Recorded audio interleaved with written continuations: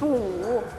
กินเร็วขนาดนี้ค่ะคนโบราณเขาเปรียบว่ากินเหมือนพายุบุกแคมสำนวนนี้มีที่มาอย่างไงไปดูกันค่ะ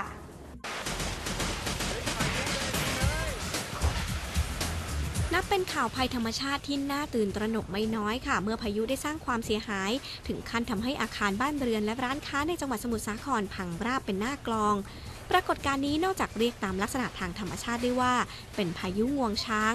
ความเร็วแรงที่เกิดขึ้นขณะที่ผู้คนไม่ทันได้ตั้งตัวอย่างเรียกได้ว่าเป็นดั่งพายุบุกแคมพจนานุกรมให้ความหมายไว้ค่ะว่าคือพายุที่กระหน่ำตีเข้ามาอย่างเร็วและแรงมักใช้เปรียบการกระทำที่เร็วไม่เว้นแม้แต่ลักษณะการกินค่ะ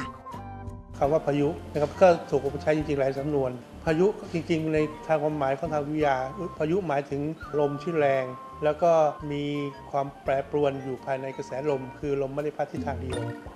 นะครับเพราะฉะนั้นตัวนี้ก็จะเป็นเรื่องของภัยธรรมชาติอย่างหนึ่งนะครับเพราะฉะนั้นก็มีการเอาไปเปรียบเทียบอย่างเช่นคำว่าพายุบุกแคมก็หมายถึงว่าคนอะไรที่ทำแบบบุ่มบาปทำอย่างรวดเร็วทั้งภาษาทางวิทยาเราไม่ได้ใช้คำว่าพายุบุกแคมนะครับเราจะมีคำว่าพายุเป็นหลักซึ่งปกติแล้วพายุก็หมายถึงลมที่พัดแรงเพราะฉะนั้นเมื่อประกอบกับคำว่าพายุบุกแคมขึ้นมาเนี่ยก็น่าจะมีความหมายถึงการกระทำใดๆก็แล้วแต่ที่มีความรุนแรงโดยที่ไม่ได้คำนึงถึงความเสียหายหรือผลที่ปรากฏออกมาธรรมชาติเนี่ยเป็นเรื่องใกล้ตัวนะคะเพราะฉะนั้นสำนวนที่มาจากธรรมชาติเช่น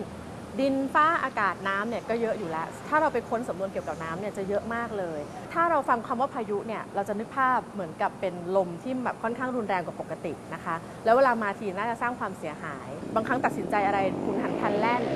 หรืออาจจะมีโอกาสไปเปรียบเทียบกับพฤติกรรมอย่างอื่นกริยาอาการอย่างอื่นเช่นแค่ทานข้าวไวๆเนี่ยหัวมาถึงก็เหมือนพายุลงอ่ะซัดทีเดียวแล้วหมดก็คือทานข้าวเร็วอย่างนี้ก็ใช้ได้ความหมายของพายุบุกแคมก็คือลมแรงที่ตีเข้ากับส่วนริมทั้งสองข้างของเรือสำนวนนี้ค่ะยังใช้ได้กับลักษณะของพฤติกรรมโดยนักจิตวิทยาเรียกว่าเป็นวัยแห่งอารมณ์พายุบุกแคม Storm and Stress ซึ่งก็หมายถึงวัยรุ่นที่มีความเปลี่ยนแปลงเกิดขึ้นทั้งทางร่างกายและจิตใจเกิดอารมณ์ง่ายและรุนแรงคล้ายกับพายุนั่นแหละค่ะพอเปรียบว่าวัยรุ่นเหมือนวัยที่เป็นพายุบุกแคมก็คือวัยที่เลือดลมนะคะมันจะเดินวิ่งเนี่ยสุดฉิดเร็วมากเพราะฉะนั้นเด็กกลุ่มนี้จะมีการเปลี่ยนแปลงหรือมันเหมือนกับที่เราจะใช้คำว่าเลือดร้อนนะคะเลือดร้อนเลยสำหรับเด็กกลุ่มนี้นะคะแล้วก็มีอาการก็คืออารมณ์จะดีก็ดีจะไม่ดีก็สะบัดเลยนะคะหรืออยู่ๆมันจะขึ้นลงได้ง่ายๆนะคะอารมณ์จะไม่เหมือนกับช่วงเด็กที่อาจจะฟังพ่อแม่นะคะแต่ช่วงวัยนี้แล้วจะรู้สึกว่าพอตัวเองเริ่มจะโตขึ้นมาละและเป็นวัยที่เริ่มหาเอกลักษณ์ในตัวเองเริ่มจะต้องก้าวระหว่างที่อยู่ระหว่างการเป็นวัยเด็กกับวัยผู้ใหญ่เพราะฉะนั้นในช่วงวัยที่เป็นวัยตรงนี้มันก็เหมือนกับสับสนเพราะตอนช่วงพายุบุกแคมมาเราจะเห็นเลยต้นไม้มันไหวสั่น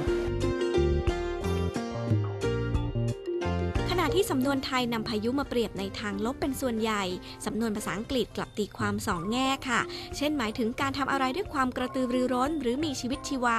ในสำนวน do something up a storm หรือทำไปด้วยความโกรธหรือโมโหเดือดดาลเหมือนพายุในสำนวน storm around สาวิตรี เลิศฮิรัญวณิช ไทย PBS รายงานค่ะ